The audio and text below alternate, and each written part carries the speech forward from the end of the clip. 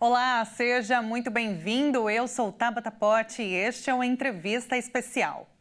Saber como se comportar numa entrevista de emprego é um grande desafio para muitas pessoas. Lidar com o nervosismo, não saber o que responder, são alguns dos fatores que levam muitos a serem desclassificados no processo seletivo. Mas, afinal, o que fazer e o que não fazer para garantir a tão sonhada vaga de emprego? Vamos saber mais com o especialista em RH, Caio Infante. Oi, Caio, seja muito bem-vindo. Muito obrigado, prazer estar aqui com vocês. Caio, primeiro de tudo, eu quero saber o que os recrutadores observam nas pessoas que vão fazer a entrevista de emprego. O que eles estão observando? Tem muita coisa gestual, né, ou não verbal, obviamente, além da parte técnica e até comportamental, que são feitas, que a gente chama de entrevista por competência. Então, tem às vezes coisas que eu considero básicas, mas que são sempre bons ser reforçadas, né? Eu imagino, eu estou aqui, como se fosse uma entrevista de emprego, hoje boa parte do processo seletivo é feita de forma remota, né, igual a gente está aqui. Imagina se eu estou com você e eu estou aqui assim, ó, olhando meu celular, deixa eu ver aqui meu celular, né, ou paro para responder alguma coisa. Nitidamente, eu não estou interessado naquilo que eu estou fazendo, né? Não estou ali, eu não estou ali, posso estar de corpo presente, mas não estou nem prestando atenção. E se eu quero de fato, né, por exemplo, quero aquela vaga, quero conhecer mais a empresa, né? Acho que esse é um dos pontos hoje, né? A gente é meio que refém do celular, mas desliga, coloca lá no cantinho, se for no presencial a mesma coisa, e essa dica não só para candidato, mas vale também para empresa, né? Para quem estiver do outro lado, seja o gestor da vaga ou o time de recrutamento e seleção, também o celular deixa de lado, né? Aqueles 15, 30 minutos de entrevista, ele tem que ser importante, né? Tanto para a pessoa que tem aquela expectativa e ansiedade naquele processo seletivo, como quem está do outro lado, que às vezes vai mudar a vida da pessoa para sempre, né? Quando a gente troca de trabalho, seja por motivos financeiros, por motivações, por realizações. Então a gente tem que estar ali, né? De novo, não só de corpo, mas tem que estar realmente focado, né? Acho que esse, para mim, neste nosso contexto atual, é um dos grandes desafios. Até porque o candidato, muitas vezes, ele pode ter ali um currículo maravilhoso, né, Caio? Ele pode preencher todos os requisitos que a empresa necessita, mas na hora da entrevista, de participar daquele processo, olho no olho, se apresentar, a pessoa não sabe como se comportar. E aí, infelizmente, é desclassificada e fica aquela pergunta, né? Por que eu tinha tudo para passar, mas não passei? Exatamente, vai se sentir injustiçado. Tem um outro ponto também, né, quando a gente pensa em processo seletivo. A gente tem muito mais candidatos, ou seja, muito mais expectativas e ansiedades frente a, às vezes, uma vaga ou 5 vagas, enfim, depende da posição, depende para quem é e como é. E o ponto é que as pessoas têm que entender também que tem pessoas iguais ou melhores do que ela, né, e as pessoas muitas vezes não aceitam isso. E aí, coisas básicas, já dando uma outra dica aqui, eu já vi isso acontecer inúmeras vezes, né, entre relatos, e até já aconteceu comigo mesmo em algum momento, que é, a pessoa nem conhece direito a empresa. Ou seja, você foi chamado para uma entrevista, para uma determinada empresa, lembrando que a maioria das empresas não é conhecida, né, não é aquela empresa que a gente consome no dia a dia, ou que vende no supermercado, enfim, ou não é uma marca bem de consumo em especial. E aí você vai lá, poxa, mas o que essa empresa faz? Né? Qual que é o tamanho dela, qual que é o segmento que ela atua, quais são as oportunidades de negócio que estão acontecendo, ou seja, tem muita informação disponível e as pessoas sequer muitas vezes fazem a lição de casa. Então, acho que essa é uma outra dica super importante, até para demonstrar interesse, né? Porque no final, o que é isso aqui? É só um salário no final do mês, ou você quer realmente um emprego, uma carreira, realizar seus sonhos, né? Num lugar que também te satisfaça, tem que ter uma troca justa. Então, não adianta você ir despreparado para a entrevista, e mais uma vez, eu vejo isso ainda constantemente. No passado, a gente não tinha esse tipo de informação, era muito difícil. Mas hoje em dia, com redes sociais, com a rede de relacionamentos, é impossível você não ter minimamente 10 ou 20 informações, né, sobre aquela empresa. E até é legal você questionar a empresa de volta, né? Isso também demonstra interesse.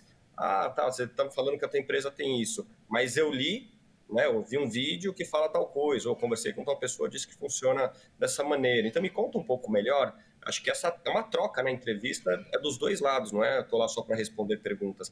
Essa interação ela é muito importante. Com certeza, isso traz um destaque, né? Um outro olhar do recrutador. Agora, Caio, o que não fazer? Você citou a questão do uso de celular, né? Porque ele está todo o tempo com a gente, realmente rouba a nossa atenção, isso em qualquer situação, mas na entrevista de emprego é necessário que a pessoa esteja focada. Não usar o celular, né? Você também falou sobre estudar a empresa no qual você está fazendo, no qual você vai fazer a entrevista de emprego, vai participar do processo. O que mais não fazer?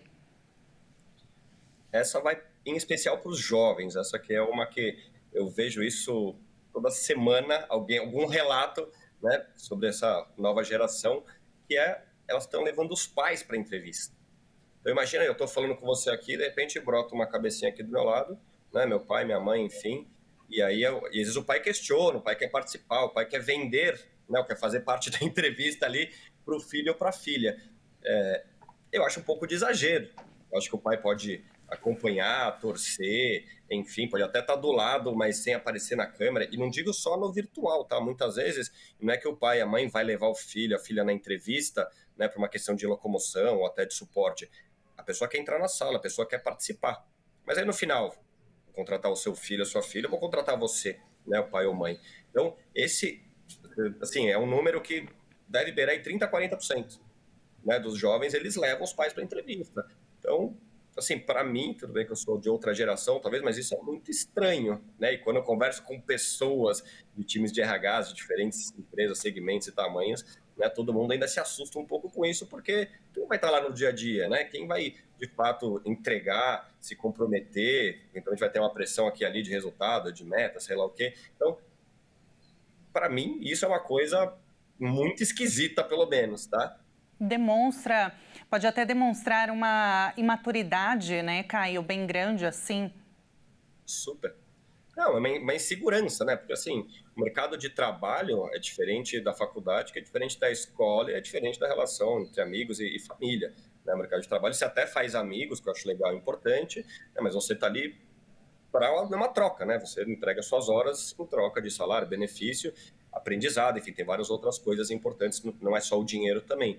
Mas o fato é isso, é o meu dia a dia. Eu que vou estar lá 6, 8, 10 horas, né, do meu dia entregando minhas horas. Então, meu pai não vai estar lá comigo, meu pai vai estar no trabalho dele, né? Enfim, cada um vai ter seus desafios.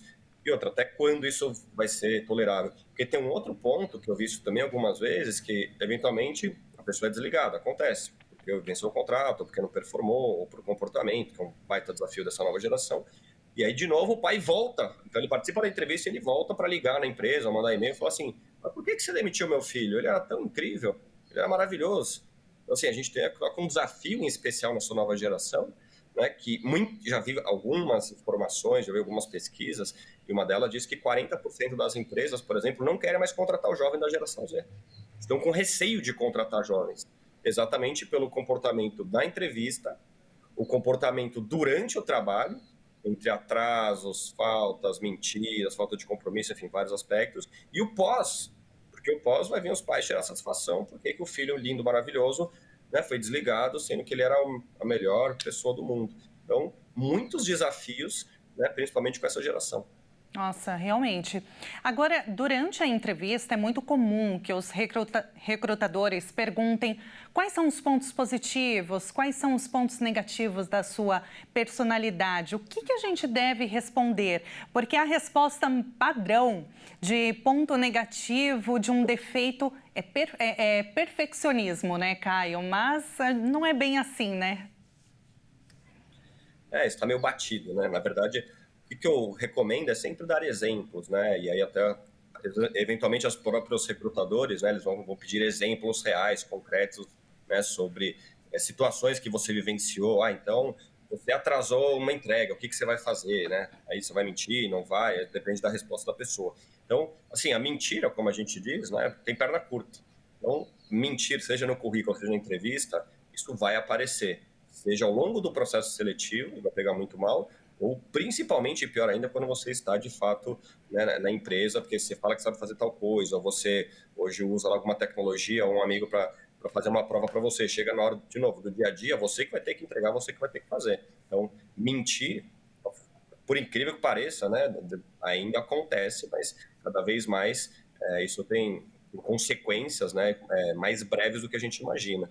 E assim, o que você não é bom? Aí você fala, porque assim como não existe a empresa perfeita, né, tem diferentes segmentos, diferentes tamanhos, diferentes estilos de cultura, tem profissionais também diferentes. Né? Eu sou muito organizado, não, eu sou um pouco mais descolado, eu lido bem com mudança, não, putz, eu sou uma pessoa que precisa mais se organizar. Tem estilos e estilos. Por isso que eu acredito que sempre, né, não é que eu sou bom ou ruim, mas você vai contar, né, porque às vezes o que é qualidade para um, de repente outra pessoa não gosta, talvez seja um defeito e vice-versa. Eu acho que é importante, principalmente para quem é mais jovem, para quem está entrando no mercado de trabalho, né, que não tem a experiência técnica e eventualmente comportamental, você falar do seu dia a dia. Então, de repente, o que você faz no clube no seu clube ou na faculdade, trabalho voluntário, na igreja, enfim, todo mundo tem uma vida social e você tem algum círculo ali que você, né, tem algum tipo de atuação. Então, trazer, né, o que você faz, como você faz, sem medo de ser julgado, isso é importante. Porque falar, mas a empresa, eu gostava tanto da empresa, mas a empresa não tem nada a ver com você. Não é um filtro bom, importante e natural que ocorra, inclusive na entrevista. Você pode até ficar chateado, e naquele momento não foi, mas vai ter uma empresa que tem exatamente as características que você tem. Isso é importante, né? Esse match que a gente chama, né? Essa conexão, ela é fundamental pensando no médio e longo prazo. E no curto prazo até funciona, mas conforme vai passando o tempo, essas diferenças, né? Que eu falo, você tem que compartilhar valores com a empresa, você tem que entender que as pessoas lá, você tem, de certa forma, fazer amigos e amigas, né, no ambiente de trabalho.